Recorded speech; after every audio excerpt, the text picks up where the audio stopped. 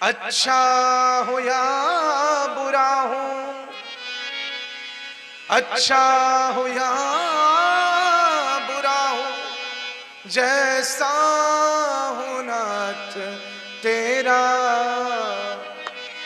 ठुकराओ ना मुझे अब चरणों में सर झुकाओ।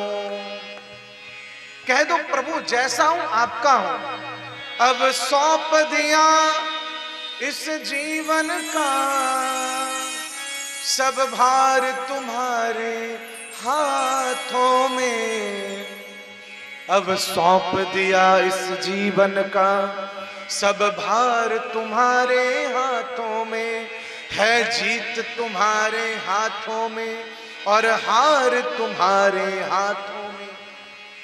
जैसे हो चले जाओ प्रभु के पास।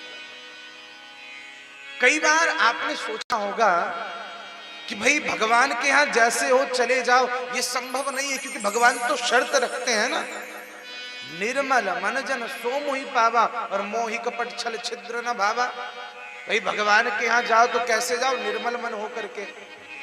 पर क्या हम और आप स्वयं निर्मल हो सकते हैं? सोचिए आप, क्या हमारी इतनी शक्ति है कि हम निर्मल हो जाएं?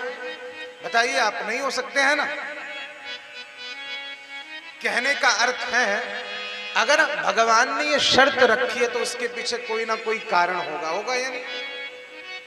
आप एक उदाहरण लीजिए, एक बच्चा, बहुत प्यारा बच्चा है, सबके घर में बच्चे हैं या नहीं? घर में छोटा सा प्यारा सा बच्चा होगा, लेकिन थोड़ा नटखट हो, खेल कूद करके आए, बाहर मिट्टी में पूरा कपड़ा उसका सना हुआ है, हद से ज्यादा गंदा, चेहरे पे हर जगह मिट्टी लगी हुई है, गंदगी लगी हुई है। ऐसी परिस्थिति में बच्चा आए दौड़ते दौड़ते और पापा पापा चिल्लाए, पापा ने एक झापड़ लगाया, जाओ पहले नहा करके आओ, जाओ पहले मम्मी से जाओ, कहो कि मुझे नहा दो, ये करो।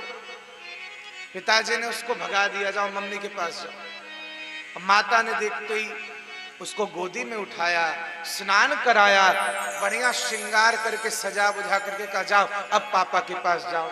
और पापा ने जैसे ही अब सजा धजा देखा, गोदी में उठा करके खूब प्यार किया। कहने का अर्थ, आपको अगर भगवान ने शर्त रख दी ना, निर्मल मन जन सो मोहि पावा, मोहि कपट छल छिद्र न भावा, तो अगर आपको निर्मल होना है, क्योंकि आप जब तक मल से सहित होगे, मल आपके अंदर होगा, गंदगी होगी, तो भगवान नहीं अपनाएंगे। लेकिन अगर आप निर्मल होना चाहते हो तो आपको पिताजी नहीं माताजी को सबसे पहले पकड़ना होगा।